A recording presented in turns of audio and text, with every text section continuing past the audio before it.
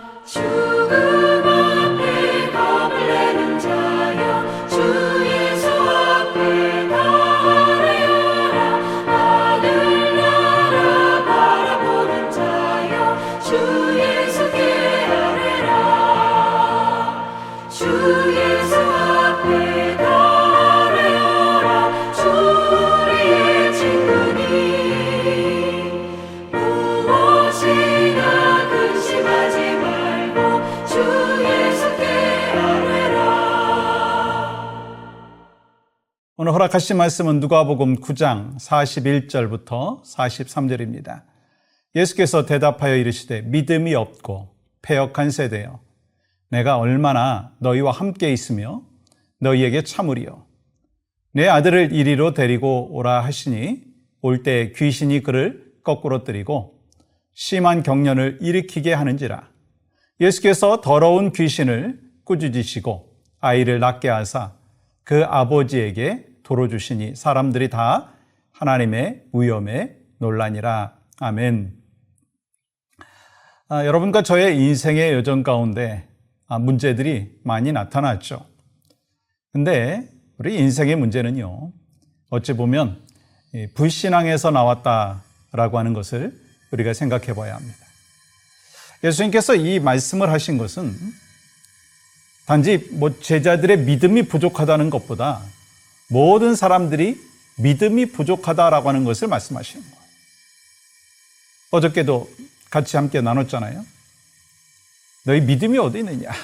그 질문 앞에서 우리는 네, 제가 이렇게 믿음이 있습니다 라고 자신 있게 이야기할 수 있느냐는 거예요. 인간은요, 과거나 지금이나 동양이나 서양이나 문제는요, 불신앙이에요. 모든 인간의 불행은요, 믿음이 없기 때문에 하나님을 믿지 않고 예수님을 믿지 않는 자체가 바로 여러분 뭐라는 거 아시죠? 죄. 왜냐하면 하나님께서는 우리 인간을 믿음으로 살아갈 수 있도록 창조하셨고 그것을 요구하고 계십니다. 그렇기 때문에 믿지 않는 것을 택할 자유가 없어요. 믿지 않는 자체가 죄이고 병입니다. 또한 불신앙의 병은요, 개인을 지옥 가게 만들고 가정을 파괴하고 세상을 타락시켜요.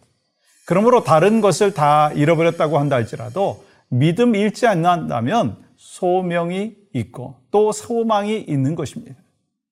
우리는 한국 교회를 걱정하죠. 이미 교회도 걱정하고 미국 교회도 걱정합니다. 그러나 우리에게 믿음이 있다면, 한국 교회에 믿음이 있으면 분명히 회복시켜 주실 줄 믿습니다.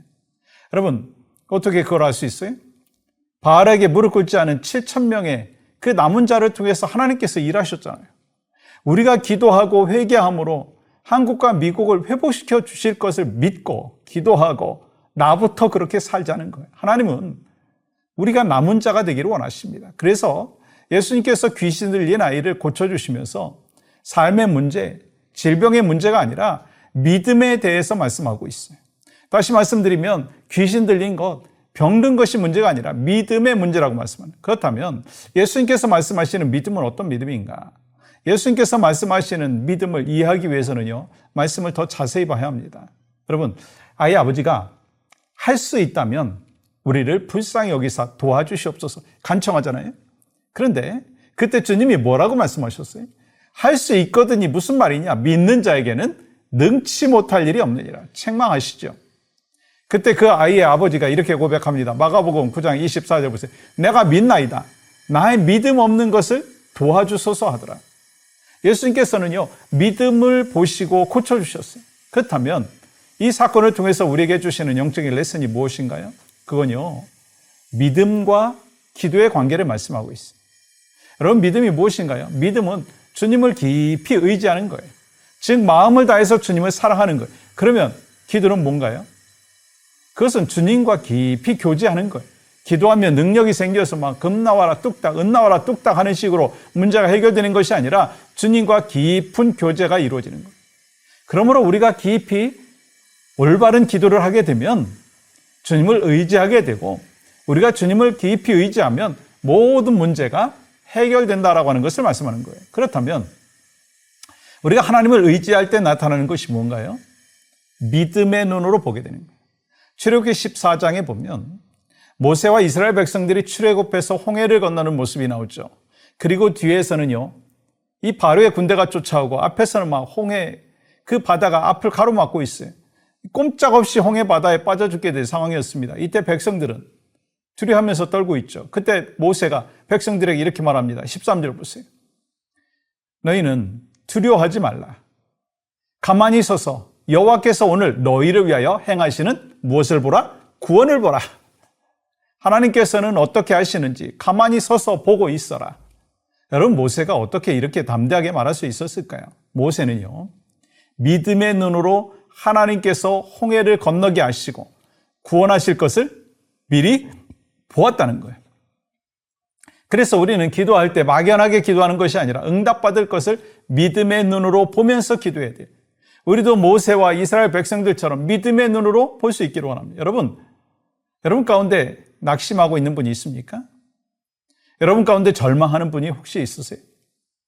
하나님 믿는 사람들은 낙심하지 말고 절망하지도 말아야 합니다. 그런데 왜 낙심하고 절망합니까? 그것은 하나님을 100% 믿지 못하고 있다는 증거예요. 여러분, 왜 우리는 베드로처럼 처음에는 바다를 잘 걸어가다가도 물에 빠집니까? 믿음이 부족하기 때문이에요. 입으로만 열심히 믿고 있기 때문인 거예요. 믿음이 없기에 근심하고, 믿음이 없기 때문에 걱정하고, 믿음이 없기 때문에 시험이 들고, 믿음이 없기 때문에 낙심하고 절망하고, 믿음이 없기 때문에 의심하며 살아가는 거예요. 그러니까 문제는 믿음인 거예요. 여러분, 만약에 학생이 선생님 믿지 못하면 공부할 수 있을까요? 환자가 의사를 믿지 못하면 병을 치유받을 수 있을까요? 아니, 부부가 서로 믿지 못하면 행복하게 살아갈 수 있나요? 아니, 교인들이 목회자를 믿지 못하면 신앙생활 잘할 수 있나요? 아니, 성도가 하나님을 믿지 못하면 주님의 은혜와 평강을 경험하지 못하는 안타까운 인생이 되는 거예요. 여러분, 우리는 신앙생활 한다고 하면서 온통 관심이 나에게 있고 우리 가정에 있고 눈앞에 있는 문제에 있고 이 땅에 관심을 갖고 있을 때가 많습니다. 그런데 주님은 오늘 말씀을 통해서 우리의 초점을 오늘 그리고 이 땅에 두는 것이 아니라 믿음의 초점을 두고 천국의 초점을 두라고 말씀하세요. 그래서 우리는 당장 눈앞에 있는 문제만을 기도하는 것이 아니라 이 하나님 나라 임하기 위해서 기도하고 죄와 악으로부터 우리를 보호해달라고 기도해야 됩니다. 오늘 동일한 본문인 마가복음에서는요, 주님은 제자들에게 아무런 능력이 나타나지 않는 원인에 대해서 뭐라고 말씀하셨죠? 믿음이 없기 때문이라고 말씀하십니다. 여러분, 왜 갑자기 기도를 강조하셨을까요? 아니, 믿음 이야기하다가 왜 기도를 강조하셨을까요? 그 이유는 믿음을 회복할 수 있는 길이 바로 기도이기 때문인 거예요. 능력 있는 신앙생활을 할 수 있는 유일한 길이 기도이기 때문이에요. 이 성도가 변함없이 능력 있는 삶을 살 수 있는 길이 기도이기 때문에 여러분, 믿음의 기도를 통해서 능력 있는 삶을 여러분과 제가 살아가기를 축복합니다. 오늘 본문에서 믿음의 기도 후에 나타난 결과를 말씀하시죠. 43절 보세요. 사람들은 모두 하나님의 위대한 능력을 보고 놀랐다. 그렇습니다. 믿음의 기도의 결과는 하나님의 뭐죠? 능력이에요. 이 능력이 여러분과 저의 그 믿음의 기도를 통해서 여러분과 저의 삶의 그 여정 가운데 또 가정 가운데 우리 교회 가운데 하나님의 위대한 능력이 나타나기를 주님의 이름으로 간절히 축복합니다. 오늘 특별히 믿음으로 함께 기도하기를 원하는 것이 있습니다. 우리 우크라이나와 러시아의 전쟁, 이스라엘과 하마스의 전쟁이 하루속히 종결되게 하여 주시옵소서. 더 이상 무고한 생명이 희생되지 않게 하여 주시옵소서.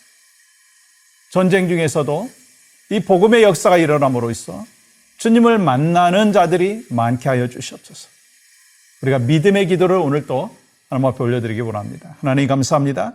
살아서 역사하시는 신실하신 하나님을 오늘 또 믿고 신뢰하며 오직 하나님 앞에 영광되는 귀한 믿음의 여정이 될 수 있도록 인도하여 주시옵소서. 예수님의 이름으로 기도합니다. 아멘.